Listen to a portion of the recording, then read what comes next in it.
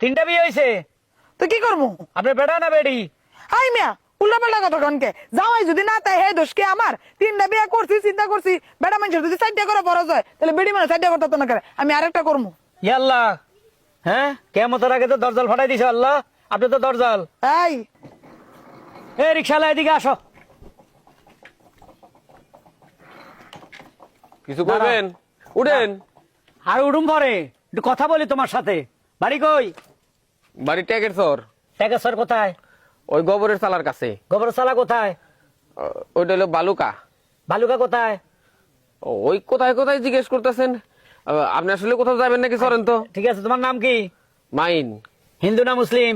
মুসলমান। মুসলমান। কলমা জানো নি ঠিক মতে? জানি। আচ্ছা ঠিক আছে। ভাই বোন কটা?